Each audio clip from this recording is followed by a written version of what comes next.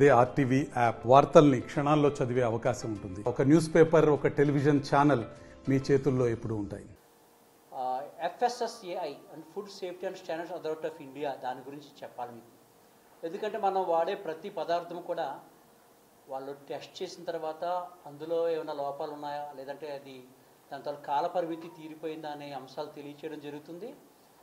మనకి సంయుక్త ఆంధ్రప్రదేశ్కి సంబంధించి తెలంగాణ, ఇప్పుడైతే తెలంగాణ హైదరాబాద్లో ఒకటి మాత్రమే ఉండేది. అయితే నరేంద్ర మోడీ గారు ప్రధానమంత్రి అయిన తర్వాత దీని మీద దృష్టి సారించారు. దానికి సంబంధించి ఆంధ్రప్రదేశ్ అంటే విభజిత ఆంధ్రప్రదేశ్లో 3 ల్యాబ్స్కి దీనికోసం ఫుడ్ టెస్టింగ్కి సంబంధించిన ల్యాబ్స్ ఏర్పాటు చేయాలని చెప్పి తలంచడం, గత ఫిబ్రవరిలో వర్చువల్గా దాన్ని ప్రారంభించడం కూడా జరిగింది. మీకు అందరికీ తెలిసిన విషయమే. అయితే ఫిబ్రవరిలో ప్రారంభమైన ఇంతవరకు ఆశించిన స్థాయిలో ఇంకా పని ప్రారంభం అవ్వలేదనేది నిజం. అక్కడికి మా గత వారం మేము వెళ్ళి చూసినప్పటికీ ఇంకా పూర్తి స్థాయిలో ఎక్విప్మెంట్ రాలేదని చెప్పడం జరిగింది. అదేవిధంగా ఎంప్లాయీస్ కూడా, దానికి సంబంధించిన నిపుణులు కూడా పూర్తి స్థాయిలో అక్కడ లేకపోవడం వలన ఇక్కడ నుంచి ఏదైనా టెస్ట్ చేయాలంటే ప్రతి ఐటెం కూడా హైదరాబాద్ వెళ్ళి రావడం, అక్కడ ఎక్కువ డిలే జరగడం వల్ల నాణ్యత ప్రమాణాలు సరిగా ఫాలో అవ్వలేకపోవడం ఆంధ్రప్రదేశ్ జరుగుతుంది. ఈ స్టాండర్డ్స్ ఏవైతే ఉన్నాయో అంటే ఫుడ్ సేఫ్టీ ఇండెక్స్ ఉంటుంది, ఇది ప్రతి రాష్ట్రానికి కూడా FSSAI వాళ్ళు రేటింగ్ ఇస్తారు. ఆ రేటింగ్లో కూడా ఆంధ్రప్రదేశ్ చాలా వెనుకబడి ఉంది. దీనికి కారణం అదే, మనకేంటంటే హైదరాబాద్లో ల్యాబ్ ఉన్నాం, ఇక్కడ నుంచి అక్కడికి వెళ్ళడం, ఇదంతా జాప్యం జరగడం వల్ల సరిగ్గా ఇక్కడ పనిచేయలేకపోతున్నారని చెప్పి మనకు తెలియవచ్చింది.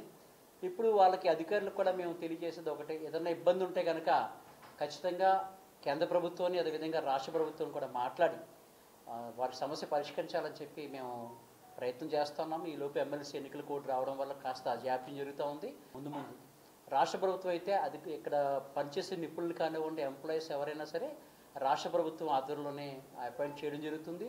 దీనికి సంబంధించిన ఫండింగ్ కానివ్వండి, ఎక్విప్మెంట్ ఇదంతా కూడా central government central sponsor scheme నుంచి ఇవ్వడం జరుగుతుంది. ఇప్పటికే 4.77 crores కేంద్ర ప్రభుత్వం ఇచ్చినట్టుగా మనకి నివేదిక తెలియజేస్తూ ఉంది.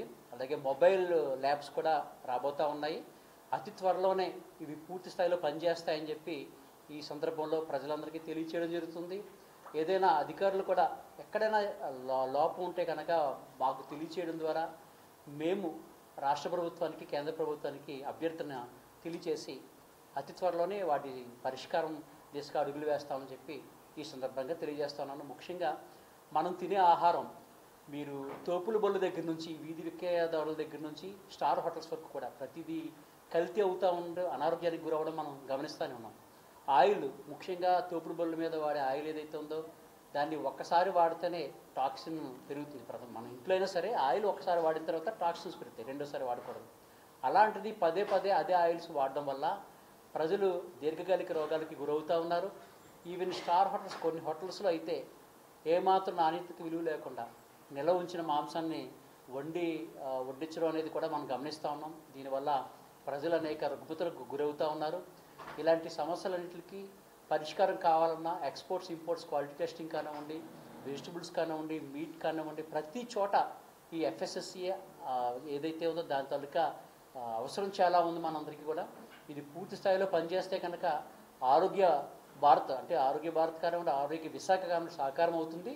ఈ దిశగా అందరి తరఫున మేము సపోర్ట్ చేస్తూ కేంద్ర ప్రభుత్వానికి, రాష్ట్ర ప్రభుత్వానికి కూడా అభ్యర్థన పంపించడం జరుగుతుందని చెప్పి సందర్భంగా తెలియదు. యాక్చువల్గా FSSAI ఉన్నది కూడా అందుకేనండి, ఎక్కడైతే క్వాలిటీ చెక్ చేస్తూ ఉంటారు కదా, మనం చికెన్, మటన్ షాపుల్లో కానివ్వండి, హోటల్స్లో కానివ్వండి, ఆహార పదార్థాలు, ఈవెన్ వెజిటబుల్స్లో కానివ్వండి, ఎక్కడైనా కాలం చెల్లిన వస్తువులు, పదార్థాలు ఉన్నా, లేదంటే వాటి తాలూకా నాణ్యత లోపించినా ఇమ్మీడియట్గా వాళ్ళు ఫైన్ వేయడం జరుగుతుంది.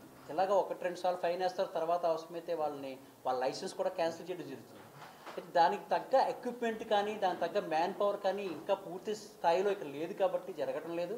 ఈవెన్ తమిళనాడు, గుజరాత్ ఇలాంటి ప్రాంతాల్లో మీరు చూస్తే కనుక చాలా బాగుంది నాణ్యత. గుజరాత్ కానివ్వండి, ఇలాంటి ప్రాంతాల్లో చాలా బాగుంది. ఆంధ్రప్రదేశ్లో మనకి విడిపోయిన తర్వాత, ఆంధ్రప్రదేశ్ తెలంగాణ విడిపోయిన తర్వాత ఇక్కడ ఇంతవరకు ల్యాబ్ పెట్టకపోవడం, ఇప్పుడే గత ఫిబ్రవరిలోనే ప్రారంభం అవడం, అది పూర్తి స్థాయిలో ఇంకా పని ప్రారంభించలేదు కాబట్టి మనకి ఇబ్బంది అవుతుంది తప్ప భవిష్యత్తులో ఖచ్చితంగా అన్ని ఫుడ్ అడల్ట్రేషన్ సంబంధించి ఆహార కల్తీ ఏదైతే ఉందో అన్ని రకాలుగా మీకు సమస్య పరిష్కారం అవుతుంది. ఆ దిశగానే మేము ఖచ్చితంగా మేము అధికారులని కానివ్వండి, ప్రభుత్వానికి కానివ్వండి అభ్యర్థించి త్వరలోనే ఇది సాకారమయ్యే విధంగా అడుగులు వేస్తాం. అసలు వీళ్ళు అధికారులు ఎన్ని చేయాలి, ఎన్ని శాంపిల్స్ కలెక్ట్ చేయాలి, ఆ కలెక్ట్ చేసిన శాంపిల్స్ ఏమవుతున్నాయి అనేది ఎప్పటికప్పుడు బహిర్గతంగా తెలియచేయాలి. మీడియా ముఖంగా ఇవి ఎప్పటికప్పుడు తెలియజేస్తే కనుక దాని మీద చర్యలు తీసుకోవడానికి కూడా ప్రభుత్వానికి పై అధికారులకి అవకాశం లభిస్తూ ఉంది. మేము కూడా ఇందులో కొంచెం ఇన్వాల్వ్ అవుదాం అనుకున్నాం. ఎందుకంటే ప్రజల ఆరోగ్యానికి మించింది ఏది లేదు, ఆరోగ్యంగా ఉంటేనే ఏదైనా సాకారం అవుతుంది. కాబట్టి మేము కూడా పూర్తిగా దీని మీద దృష్టి పెడతాం. ఎక్కడ లోపాలు ఉన్నాయో ఆ లోపాలను సవరించుకుంటూ ముందుకు వెళ్ళే విధంగా ప్రయత్నం చేస్తూ ఉంటాము. కౌన్సిలింగ్ కూడా అధికారులకు కానివ్వండి, ప్రజలకు కానివ్వండి కౌన్సిలింగ్ ఇచ్చే ప్రయత్నం. ఎందుకంటే ఈవెన్ ప్రజలు కూడా ఏదన్నా ఆహారం తినేటప్పుడు మనం ఎలాంటి ప్రాంతంలో తింటున్నాం, అక్కడ స్వచ్ఛత ఉందా లేదా, అక్కడ ఆయిల్ ఎలాంటి ఆయిల్ వాడుతున్నారో కూడా పరిశీలించుకోవాలి. మనం అనుకుంటాము ఆల్కహాల్ తాగడం వల్ల లివర్ డ్యామేజ్ అవుతుంది లేదా క్యాన్సర్ వస్తుందని అనుకుంటాం. అంతకంటే ప్రమాదమైంది ఎక్కువగా వాడే ఆయిల్ ఏదైతే ఉందో చాలా ప్రమాదం అది. అది కాకుండా టేస్టీ సాల్ట్ అని కానివ్వండి, లేదంటే ఈ food colour, artificial food colours ఏవైతే ఉన్నాయో ఇవన్నీ క్యాన్సర్ కారకాలు.